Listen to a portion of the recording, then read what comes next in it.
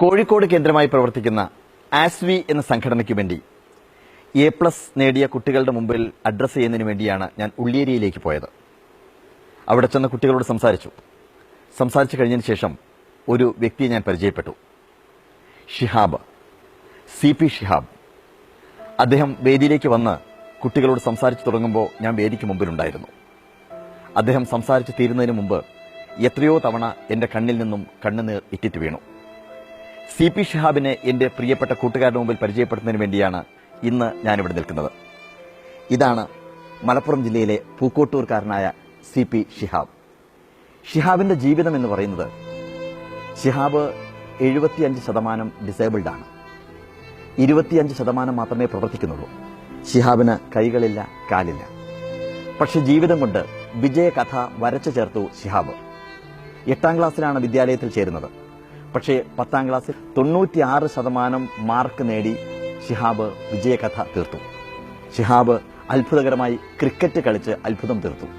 ചിത്രം വരച്ചു, മനോഹരമായി ചിത്രം വരച്ചു. ഷിഹാബ് വയലിൻ വായിക്കും. ഷിഹാബ് പിയാനോ പ്ലേ ചെയ്യും. ഷിഹാബിന്റെ വാക്കുകളോട് നിങ്ങളോട് ഇത് പറയുമ്പോൾ നിങ്ങൾ അത്ഭുതപ്പെടും. ഒരിക്കലും നിരാശയില്ലാതെ ജീവിതത്തിൽ എല്ലാം പോസിറ്റീവായിട്ട് കണ്ട് എങ്ങനെ സ്വന്തം ജീവിതത്തെ ഏറ്റവും വലിയ അനുഭവമാക്കി മാറ്റാം എന്ന് ചിന്തിക്കുകയാണ് ഷിഹാബ്. ഞാൻ ആലോചിക്കുകയായിരുന്നു, നമ്മുടെ പൂക്കോട്ടൂരിലല്ല, അല്ലെങ്കിൽ നമ്മുടെ മലപ്പുറം ജില്ലയിലല്ല, അല്ലെങ്കിൽ നമ്മുടെ കേരളത്തിലല്ല, ഇന്ത്യയിലല്ല ഷിഹാബ് ജനിച്ചതെങ്കിൽ ഇതിനേക്കാൾ എത്രയോ പ്രഗത്ഭനായി, എത്രയോ പ്രശസ്തനായി ഷിഹാബ് മാറുമായിരുന്നു. പക്ഷേ നമ്മൾ പലപ്പോഴും ഇതൊന്നും കാണുന്നില്ല. പക്ഷേ ഷിഹാബിന്റെ വാക്കുകൾ കേട്ട സമയത്ത് എനിക്ക് ഈ ഷിഹാബിനെ നിങ്ങളുടെ മുമ്പിൽ അവതരിപ്പിക്കണം എന്ന് തോന്നി.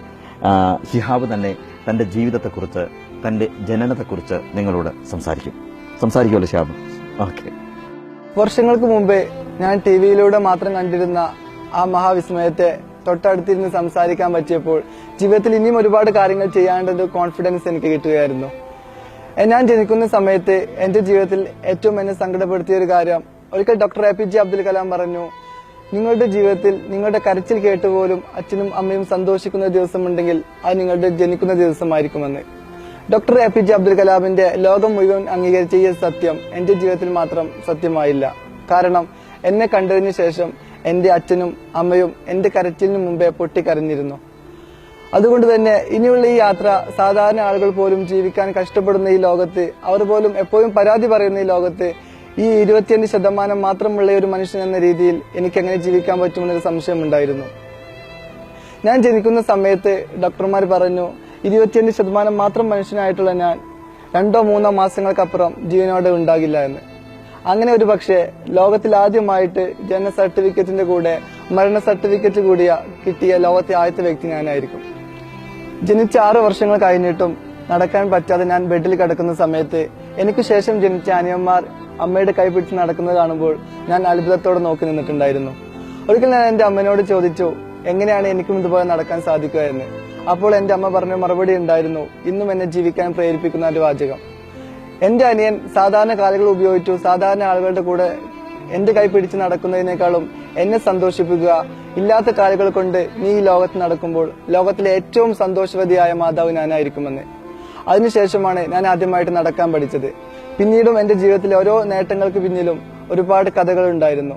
ഞാൻ ജീവിതത്തിൽ ഏറ്റവും ഫോളോ ചെയ്തു പോകുന്ന സിസ്റ്റമാണ് എങ്ങനെയാണ് നമുക്കൊരു കാര്യത്തെ ഡ്രീം കാണാൻ സാധിക്കുക, ആ ഡ്രീമിനെ നമുക്ക് എങ്ങനെയാണ് കോൺസെൻട്രേറ്റ് ചെയ്യാൻ സാധിക്കുക എന്നത്.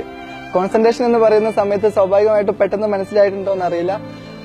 ഈ അടുത്ത് റിലീസായി നമ്മുടെ തട്ടത്തിൻ മറയത്ത് എന്ന സിനിമയിൽ നിവിൻ പോളി വളരെ വ്യക്തമായിട്ട് പറയുന്നുണ്ട് എന്താണ് കോൺസെൻട്രേഷൻ എന്ന്. മനസ്സിലായിട്ടുണ്ടോ? ഓക്കെ, ഞാൻ എക്സ്പ്ലെയിൻ ചെയ്യാം. നിവിൻ പോളി പറയുന്നുണ്ട്, എന്റെ സാറേ അവളങ്ങ് തട്ടമിട്ട് വന്നാ പിന്നെ ചുറ്റുമുള്ളതൊന്നും കാണാൻ പറ്റില്ല എന്ന്. അതാണ് കോൺസെൻട്രേഷൻ. നമുക്കൊരു സ്വപ്നമുണ്ടെങ്കിൽ ആ സ്വപ്നങ്ങൾ മാത്രം നമ്മുടെ മനസ്സിനെ കോൺസെൻട്രേറ്റ് ചെയ്തുകൊണ്ട് നമുക്ക് ജീവിക്കാൻ കഴിയുന്നുണ്ടെങ്കിൽ, നമ്മുടെ മറ്റെല്ലാ സങ്കടങ്ങളും പരിമിതികളും നമുക്ക് മറക്കാൻ പറ്റുന്നുണ്ടെങ്കിൽ അതാണ് കോൺസെൻട്രേഷൻ. ആ കോൺസെൻട്രേഷൻ ആയിരുന്നു എന്നെ ജീവിക്കാൻ പ്രേരിപ്പിച്ചതും സ്വപ്നം കാണാൻ പഠിപ്പിച്ചതും. മുതുകാട് സാറിന്റെ ഒരുപാട് മേജിക്കുകൾ അത്ഭുതത്തോടുകൂടി കണ്ടുകൊണ്ടിരുന്ന ഞാൻ അവസാനം അദ്ദേഹത്തിന്റെ അടുത്ത് നിന്ന് പഠിച്ചൊരു പാഠമുണ്ടായിരുന്നു, സ്നേഹമാണ് ലോകത്തിലെ ഏറ്റവും വലിയ മേജിക് എന്ന്.